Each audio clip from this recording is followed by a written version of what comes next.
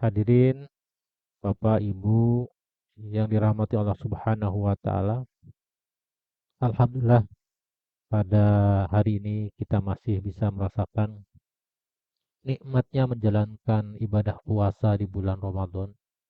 Mudah-mudahan kita berharap segala amal ibadah kita, puasa kita, sholat kita, tarawih kita, tadarus Quran kita, dan berbagai amalan-amalan lainnya semuanya diterima oleh Allah Subhanahu wa taala dan menyebabkan kita menjadi hamba Allah yang la'alakum tattaqun. Amin ya Allah ya rabbal alamin. Bapak Ibu yang dirahmati Allah Subhanahu wa taala, dalam surat Al-Asr dijelaskan kepada kita semua bahwa sesungguhnya manusia itu merugi kecuali tiga hal. Wal asri innal insana lafi khusrin illa alladzina amanu wa amilus solihat wa tawassaw bil haq wa tawassaw bis sabr.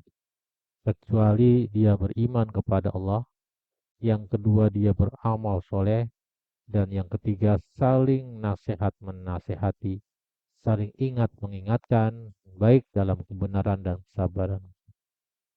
Jadi salah satu manusia itu beruntung yang tadi disebutkan, salah satunya adalah saling mengingatkan satu dengan yang lain, saling mengajak kepada kebaikan, mencegah kepada yang mungkar.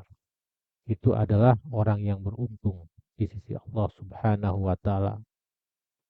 Orang biasa menyebutnya sebagai seorang dai, asal kata dari da'a yad'u da'watan, yaitu bentuk pekerjaan mengajak. Orangnya disebut dengan dai, mengajak, menyeru kepada sebuah kebaikan, mengajak, menyeru kepada Allah Subhanahu wa taala, maka dia sebagai seorang dai. Dan seorang dai tidak sama dengan para pengkhutbah, para ustadz yang berada di mimbar-mimbar, khotib, bukan. Semua manusia, semua umat Islam khususnya orang yang beriman adalah seorang dai. Dia melakukan pekerjaan-pekerjaan saling ingat mengingatkan, menasehati saudaranya, tetangganya, kawannya, anaknya, suaminya, istrinya. Itu pekerjaan-pekerjaan dai. Jadi jangan berpikiran kita harus menjadi seorang ustadz yang banyak ilmunya, harus di hadapan banyak orang menjadi khotib di mimbar atau ceramah di mana-mana. Ketika kita punya satu ayat pun sebuah informasi kebaikan, balighu anni walau ayatan. Sampaikan walaupun satu ayat. Ini menunjukkan bahwa menyampaikan kebenaran itu mudah, gampang, jangan dipersulit ya. Namun pahalanya Masya Allah. Orang yang mengajak kepada kebaikan, memberikan nasihat itu pahalanya luar biasa. Dalam surat Al-Fusilat ayat 33, Allah menyebutkan ajakan kita, perkataan kita itu dengan waman ahsanu qaulan mimman da'a ilallah. Siapakah orang yang lebih baik perkataannya kecuali orang yang mengajak kepada Allah Subhanahu wa taala, menyeru kepada Allah Subhanahu wa taala, mengajak manusia beribadah kepada Allah Subhanahu wa taala, mengajak manusia bertauhid kepada Allah Subhanahu wa taala. Oleh karena itu dalam kesempatan yang berbahagia ini, apalagi momentumnya bulan Ramadan, marilah fungsi dakwah ini kita lakukan bersama-sama. Saling mengingatkan satu dengan yang lain, suami kepada istrinya, istri kepada suaminya, bahkan anak-anak pula belum tentu dia sebagai objek yang harus dinasihati. Boleh jadi mereka pun bisa menasihati kepada orang tuanya. Ini menunjukkan bagaimana fleksibelnya seorang dai, orang yang mengajak di jalan Allah Subhanahu wa taala.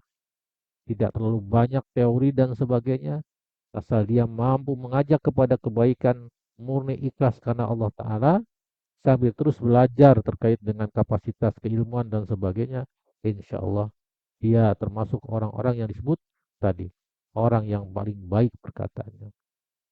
Ini adalah sebuah kisah nyata yang saya pernah alami. Ada salah satu murid belajar ngaji saya, itu belajar ikro. Dia sudah ikro satu belajar, naik ikro dua. Tapi saya berikan kesempatan kepada beliau bahwa orang yang menjadi da'i itu nggak mesti harus banyak dulu ilmunya. Tapi sambil belajar, sambil kita mengajak kebaikan kepada orang lain.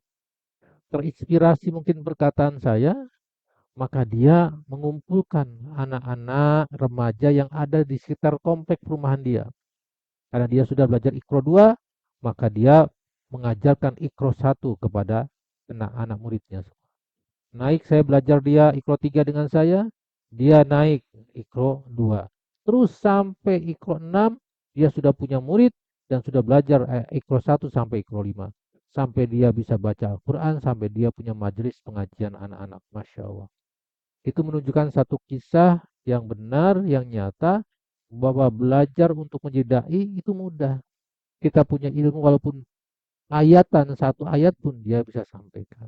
Dan ini menunjukkan bagaimana semangat untuk menjadi seorang dai itu yang paling penting agar kita masuk sebagai orang-orang yang perkataannya baik di sisi Allah Subhanahu wa taala. Demikian mudah-mudahan bermanfaat.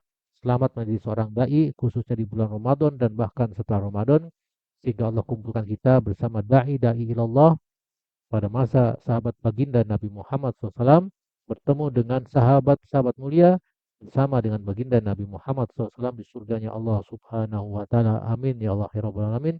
Assalamualaikum warahmatullahi wabarakatuh.